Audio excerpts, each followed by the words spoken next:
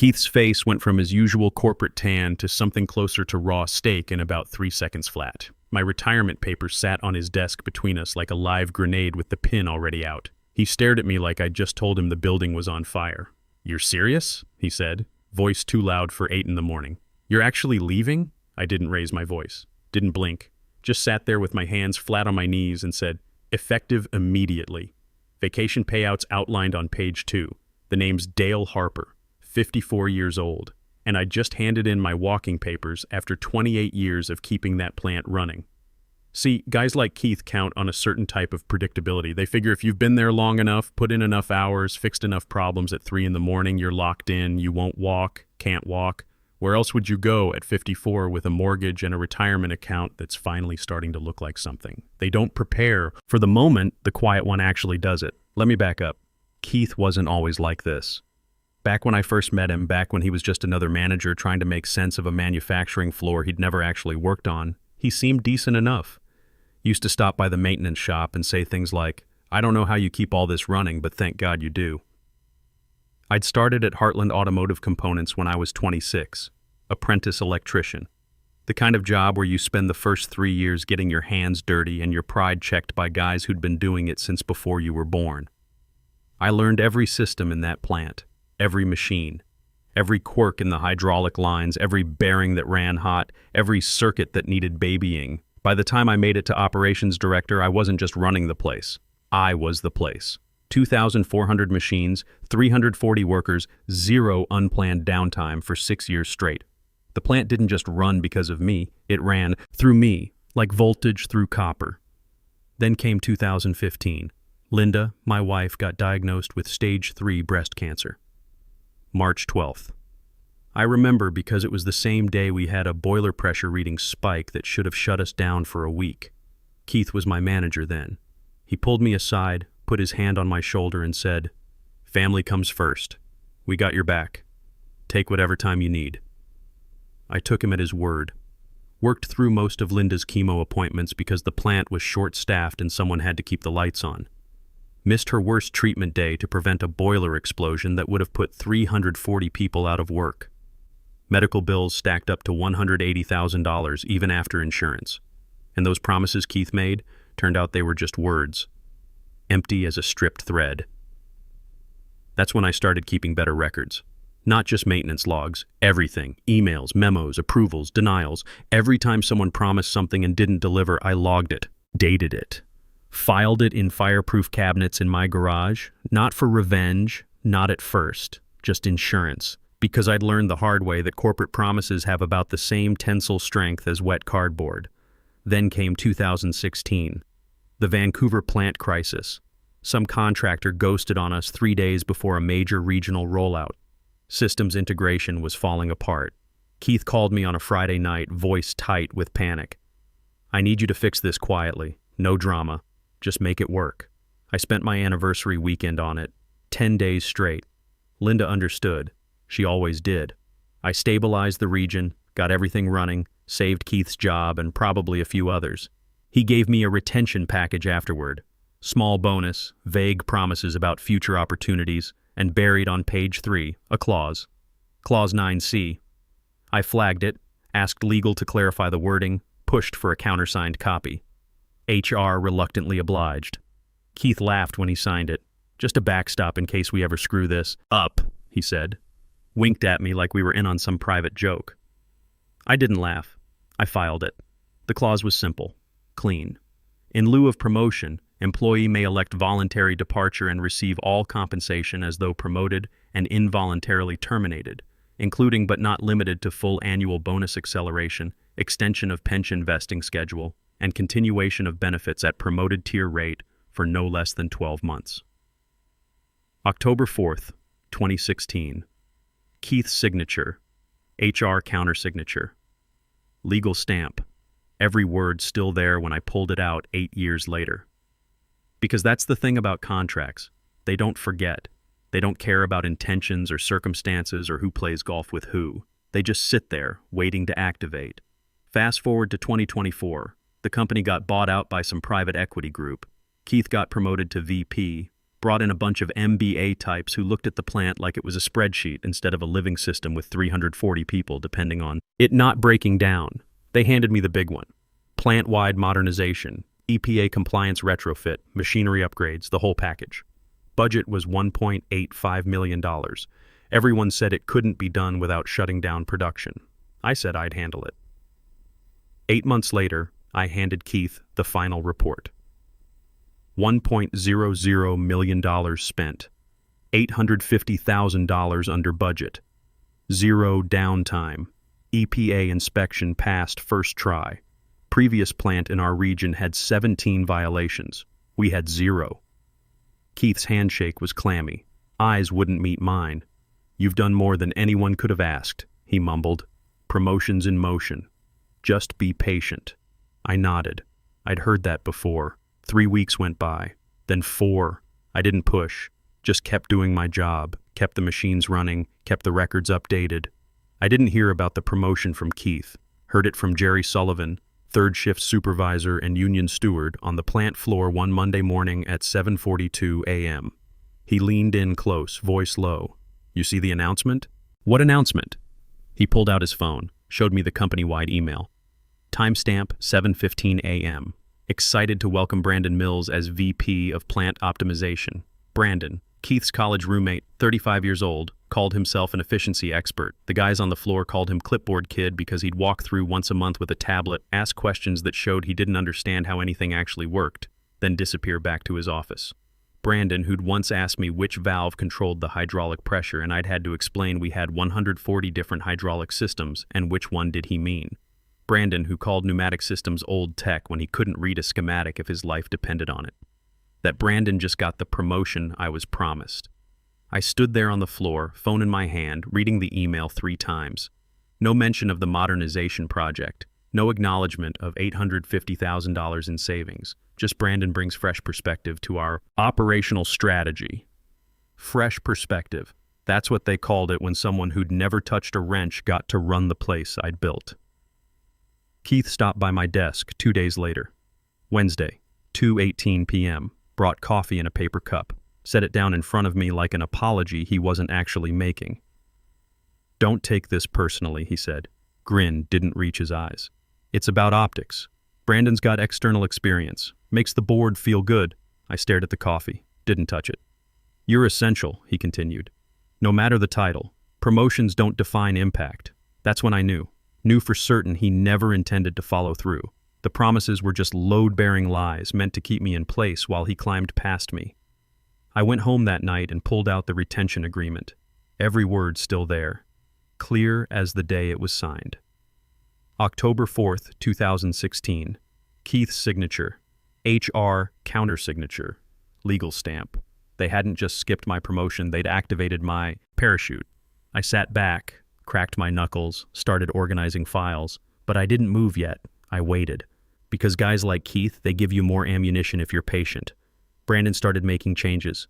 First week as VP, he cut the maintenance budget by 40%, called it efficiency optimization, sent out a memo at 9:33 a.m. on his 3rd day. I read it twice, then I filed it. I flagged a bearing replacement 2 weeks later. Critical component on line 7, $28,000 to fix. Submitted the work order with photos of the wear patterns, vibration readings, temperature logs, everything documented. Brandon denied it. His response came back at 4:47 p.m. the same day. Isolated issue. Monitor and reassess next quarter. I printed the email, put it in a folder labeled Safety, Deferred Maintenance. 3 days later, the bearing failed. Thursday morning, 6:23 a.m. I was in my truck halfway to work when my phone rang. Jason Caldwell, production floor manager. Line 7's down, he said. Hydraulic line. Burst. We got lucky.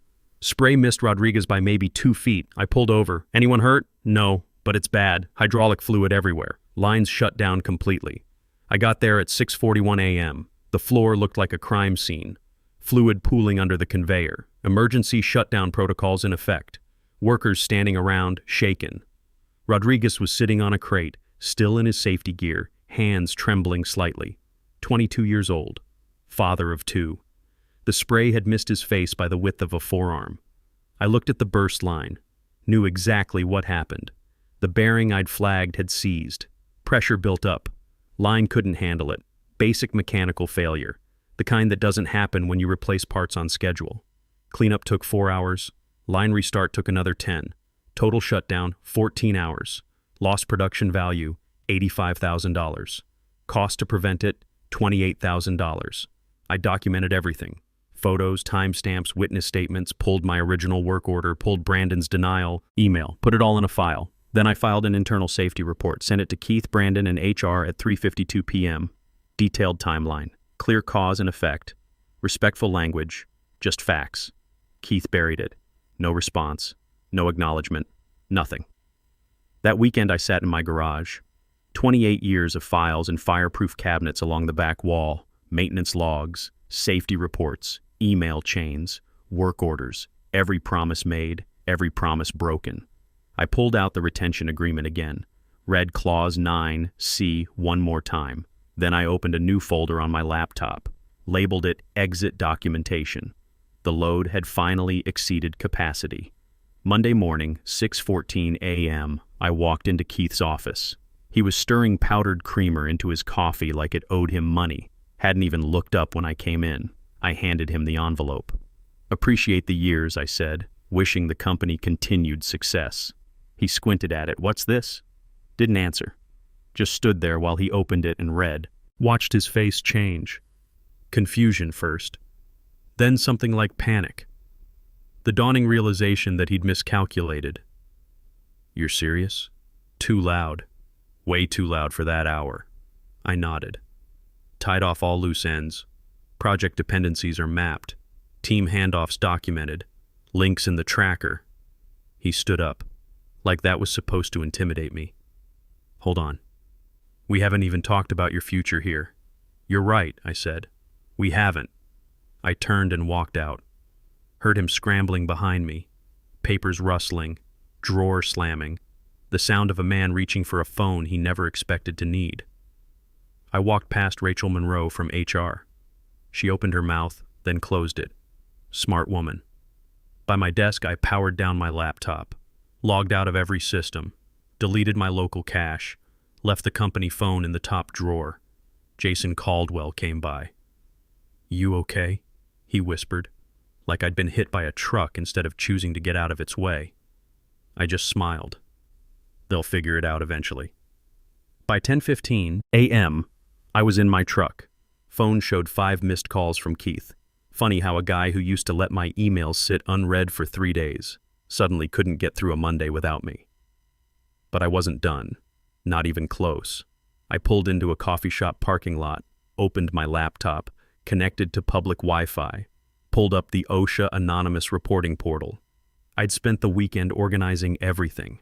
12 near-miss incidents documented over the past 8 months. Photos, witness statements, work orders denied, safety protocols ignored, Brandon's budget cut memo, the Line 7 hydraulic failure, Rodriguez's near miss, all time-stamped, all verified. I attached the files, filled out the form, hit submit at 10:47 a.m. Then I drove home. Tuesday morning, 6:14 a.m., Jerry Sullivan sent me a text. OSHA inspector just showed up, unannounced. Keith's losing his mind. I sat on my porch with coffee, watched the sun come up over the lake. Another text at 8:33 a.m. Inspectors going through everything, asked for maintenance logs, asked about Line 7. Brandon can't answer basic questions. I didn't reply, just watched the water. The dominoes were falling exactly as I knew they would. Because here's what Keith never understood. I didn't just run that plant. I was the institutional memory.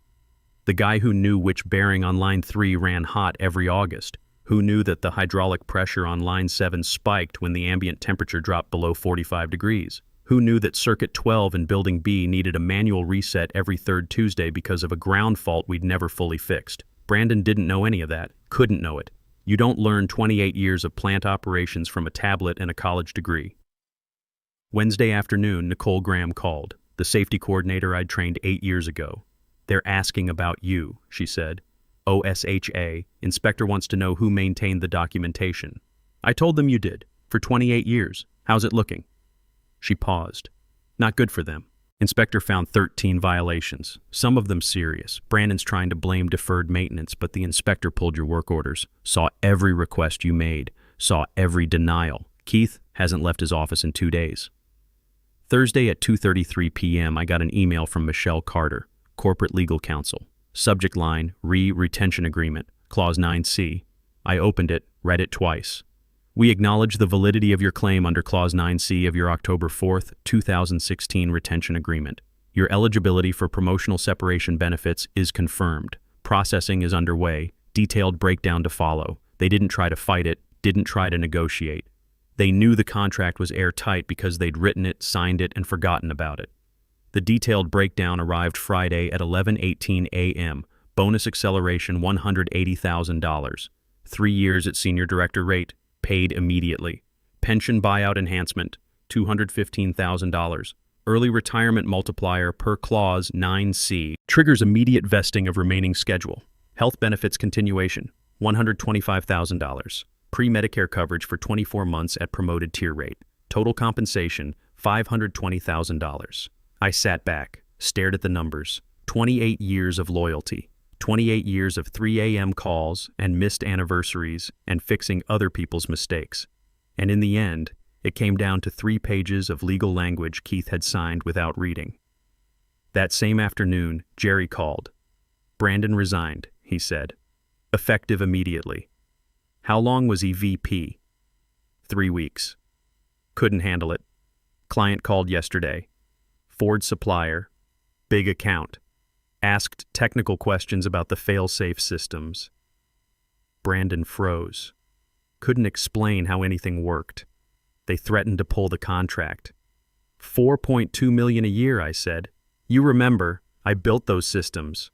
Jerry laughed. Bitter sound. Yeah, they're figuring that out now. Keith. Board's reviewing his position. OSHA fines came through, 3 beats a $140,000. 13 violations confirmed. Legal's nervous about liability exposure. I thanked him. Hung up, sat there on my porch, coffee getting cold, watching the lake. My phone buzzed.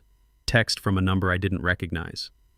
Dale, this is Scott Palmer from Finance. We're exploring options for short-term consulting to assist with operational continuity. Would you be open to discussing scope and compensation? I read it twice, then I deleted it. I wasn't going back. Not for any amount of money. Because some things, once you walk away from them, you realize you should have left years ago. I had a different call to make. 2 days later, Nicole Graham called again. Different tone this time. I've got something for you, she said. Remember that Ford supplier audit I was working on? Their plant operations director just reached out. They're looking for a consulting safety director. 6 figures, remote work, quarterly oversight. They specifically asked about you. I sat up. They know I just left Heartland? They know you built the cleanest EPA compliance record in the region. They know you passed inspection first try while everyone else was racking up violations. They want that expertise. What's the scope? High-level architectural oversight, review their safety protocols, quarterly roadmap meetings, no day-to-day grind, just strategic input. I thought about it. Thought about 28 years of 3 a.m. boiler calls and emergency shutdowns and fixing problems that shouldn't have existed in the first place. Send me the details, I said. The contract arrived Monday at 9:22 a.m. I read it 3 times, signed it once. 6 weeks later, I was sitting in a virtual steering committee meeting. Camera off, coffee in hand, reviewing vendor reliability assessments. Heartland Automotive Components was on the agenda. Under risk review, vendor performance concerns. The procurement director pulled up their metrics. Production consistency down 31% over the past quarter. Quality rejection rate up 18%. Delivery delays averaging 9 days. EPA compliance under active investigation. Someone asked what happened. Change in operations leadership, the director said carefully. They've had some turnover. I sipped my coffee. Said nothing. Because I didn't need to say anything. The numbers spoke for themselves. That's what Keith never understood. You can't fake institutional knowledge. You can't replace 28 years of understanding how a system works with an MBA and a fresh perspective. The plant didn't run on optimism and efficiency memos. It ran on knowing which bearing to replace before it failed, which circuit to monitor, which pressure reading meant you had 6 hours before catastrophic failure. Brandon had tried to learn it from spreadsheets. Keith had tried to manage it from a distance. The plant had responded by falling apart. The meeting wrapped at 3:45 p.m. I closed my laptop, looked out at the lake, storm clouds building on the horizon. My phone buzzed. Text from Jerry. Keith's out. Effective 4:50 p.m. Friday. Board terminated him. Press release coming Monday. I texted back, "How's the floor?" Chaos. They brought in an interim director. Guys asking for documentation on everything. Turns out most of it's in your name. Can't find half the operational protocols. They're in the system. Tell him to check the archived folders. He did. You built the system. He can't navigate it without you. I almost laughed. Almost. 6 months. It took them 6 months to completely dismantle what I'd spent 28 years building. Keith fired. Brandon long gone. Production in free fall. Their biggest client reviewing alternative suppliers. OSHA fines paid but violations still on record. And an interim director who couldn't find the documentation because he didn't understand how the plan actually worked. Meanwhile, I was consulting for their competitor, getting paid more to work less. No emergency calls, no budget fights, no watching incompetent people get promoted over me because they knew the right people. Just clean, strategic work, the kind where they actually listened when I talked. I stood up, went inside. Linda was in the kitchen making dinner. "How'd the meeting go?" she asked. "Good," I said. "Really good." She smiled. She'd been there for all of it. The cancer, the broken promises, the late nights when I was building systems that would outlast the people who took credit for them. "You look different," she said. "Different how?" "Lighter. Like you're not carrying something anymore." I thought about that. About 28 years of carrying a plant on my shoulders, of being the guy they called when everything was on fire, of fixing other people's mistakes and never getting credit. "Yeah," I said. "I guess I'm not." She came over, kissed my cheek. "You ready to finally relax?" I pulled her close, looked out the window at the storm rolling in, thunder in the distance, the kind that builds pressure slowly, then releases all at once. "Yeah," I said. "I think I am." But even as I said it, I knew I'd never fully relax, not completely. Because guys like me, we're wired a certain way. We see the bearing that's about to fail. We hear the pressure building in the system. We know when something's running outside tolerance. The difference now was that it wasn't my problem to fix. I kept the files, though. All 28 years of them. Fireproof cabinets in the garage, maintenance logs, safety reports, email chains, work orders, every timestamp, every denial, every promise made and broken. Because you never know when you might need to show your work. And I'd learned a long time ago that contracts don't forget. Clauses don't care about golf games or boardroom politics or who went to school with who. They just sit there, waiting. And when the moment comes, they activate, execute, deliver exactly what they promised. In this case, exactly $520,000. Plus a consulting gig that paid me what I was worth, plus the satisfaction of watching the system I built prove it couldn't run without me. Keith thought he was playing power games. Thought proximity mattered more than competence. Thought I'd just stay in place like some piece of equipment he could ignore until something broke. He forgot one thing. I read the fine print. Every word, every clause, every signature, and when they broke their promise, I had 28 years of documentation to prove it. That's not revenge. That's just physics. Every system has a load limit. Every structure has a weight it can bear. Push past it and things start to fail. They pushed. The structure failed.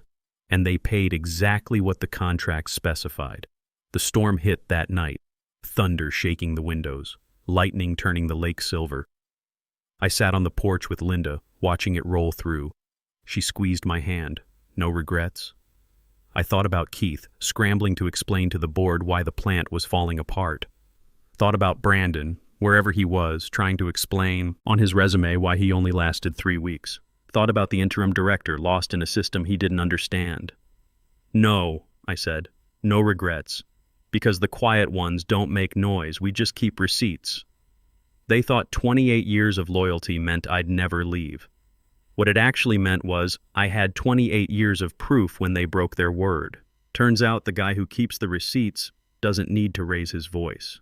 He just needs to wait for the moment when the people who ignored him need the paperwork only he has.